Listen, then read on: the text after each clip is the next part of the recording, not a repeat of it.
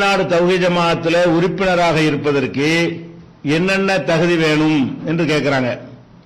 அதாவது பொதுவாக ஒருவர் முஸ்லீமாக ஆவதற்கு என்ன தகுதியோ அதுக்கு மேற்கொண்ட தகுதியை நம்ம டிஎன்டிஜில கொண்டு வர முடியாது. ஒருத்தர் இஸ்லாத்துக்கு வர்றதுக்கு நம்ம என்ன தகுதி சொல்லுவோம்? அவர்கிட்ட முஸ்லீம் ஆகிற தொழுகை நோன்பு இல்ல, ஜகாத் இல்ல, இப்படிலாம் இருந்தா கூட நீ முஸ்லீம் ஆக முடியாதுன்னு நம்ம சொல்ல மாட்டோம். ஆனா அல்லாஹ்வுக்கு இணை கற்பிச்சுட்டா முஸ்லீம் இல்லைன்னு சொல்லுவோம். அப்ப அல்லாஹ்வே தன் மார்க்கத்தில் உறுப்பினர் ஆவதற்கு என்ன வச்சிருக்கிறான்னு கேட்டா அவனிடத்தில் தௌஹீது கொள்கை இருக்கணும்.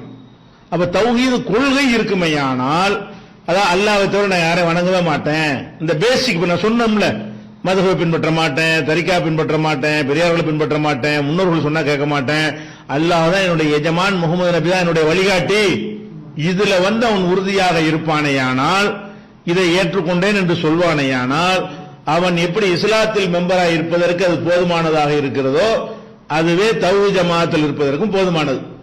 இதுல இருந்து விட்டான் என்று சொன்ன, இந்த கொள்கையில் இருந்து விட்டான் என்று சொன்னால் உறுப்பினராக வந்த பிறகு அவன் எத்தனை பேர் புகைப்பிடிக்கும் நிலையில் இந்த ஜமாத்தில் சேருவார்கள். இதை ஏற்றுக்கிட்டு நம்ம சொல்லுவோம்.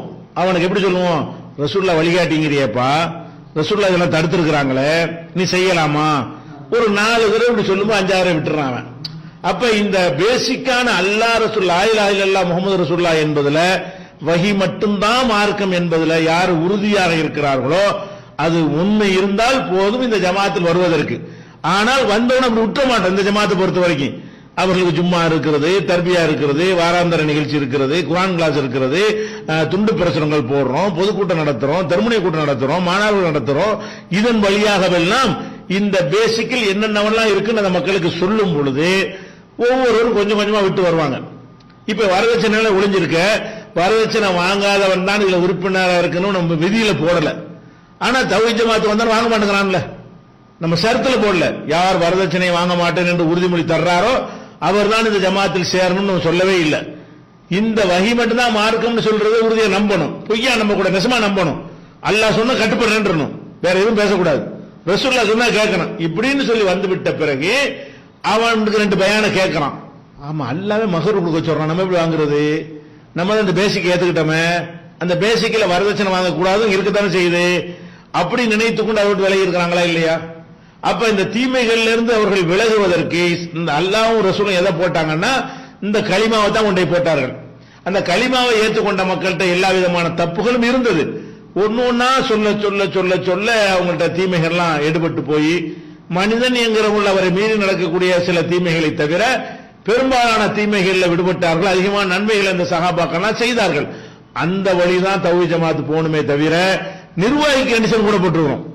நிர்வாகியா இருந்தா ரியல் எஸ்டேட் பண்ணக்கூடாது சொன்னோம்ல உங்களுக்கு, அதெல்லாம் பண்ணக்கூடாதுங்கிறதெல்லாம் அந்த நிர்வாகிக்குன்னு ஒரு செல்வாக்கு வந்துடும். அதை சுயநலத்துக்கு பயன்படுத்தக்கூடியது வருங்கிறதுனால நிர்வாகிகளுக்கு கூடுதல் கண்டிஷன் போடுறது அது ஒரு விஷயம். நிர்வாகிக்குன்னு தகுதி வைப்பாங்க. உறுப்பினருக்கு அந்த பைலா புக்கில் நம்ம போட்டிருக்கோம் பாத்தீங்கன்னாலே இதான் தௌஹீத் ஜமாஅத்தின் கொள்கைன்னு கொடுத்திருப்போம். வஹி மட்டும்தான் மார்க்கம். இதை ஏத்துக்கிட்டு வந்தார்களே ஆனால் மற்ற எல்லாம் இன்ஷா அல்லாஹ் படிப்படியா அவங்கள்ட்ட மாற்றங்கள் வரும். 100% கடைபிடித்த பிறகுதான் ஒருத்தனை சேர்ப்போம்னு சொன்னா அல்லாஹ்வே இஸ்லாத்தில் சேருவதற்கு எப்படி கண்டிஷன் ஆக்கல. இஸ்லாத்தில் சேருவதா இருந்து சேர்ந்த பிறகு அவங்களுக்கு அறிவு சொல்லிட்டே இருந்தான். அல்லாஹ் முழுசாவா முழுசாவா முழுசாவான்னு சொல்றான். உள்ள வர்றதா இருந்தா 100% ஆன பிறகு வாண்ட அல்லாஹ் என்ன செய்யல, சொல்லவே இல்லை. அப்ப அந்த மாதிரியான அல்லாஹ்வும் ரசூலும் இந்த மார்க்கத்தை என்ன மாதிரி கொண்டு போனாங்களோ அப்படித்தான் நம்ம தௌஹீத் ஜமாஅத்தும் கொண்டு போகணும். அதனால இதுதான் கண்டிஷன். இந்த அகீதாவை ஏற்றுக்கொள்ள வேண்டும். அகீதா என்ன? லா இலாஹா இல்லல்லாஹ் முஹம்மது ரசூலுல்லாஹ் மட்டும்தான், வஹி மட்டும்தான். வஹியை தவிர மார்க்கம் இல்லை, அதை நான் பின்பற்றுவேன், ஃபாலோ பண்ணுவேன். வந்துட்டியா ஃபாலோ பண்ணுவீல, இதை பண்ணு இதை பண்ணு அதை பண்ணுன்னு சொல்லும் பொழுது அவனு மனசுல அல்லாஹ் சொன்னா கேட்கணும், ரசூல் சொன்னா கேட்கணும்ங்கிறது ஆழ பதியுமே. ஆனால் அது எடுத்து காட்ட காட்ட ஒண்ணு மாத்திக்கிறான். அப்படிதான் எல்லாரும் மாறி இருக்கிறார்கள். இப்ப இருக்கிற தௌஹீத் ஜமாஅத் உறுப்பினர்கள்லாம் பல தீமைகளோடு தான் ஜமாத்துக்கு வந்தார்கள். அடிப்படையை மட்டும் ஏற்றுக்கொண்டு வந்தார்கள். கொஞ்சம் கொஞ்சமாக அவர்கள் மாறி நினைஞ்சிட்டாங்க. நிறைய அடுத்தவங்களுக்கு முன்மாதிரியா நடக்கிற அளவுக்கு மாறி இருக்கிறார்கள். அதுதான் அடிப்படை.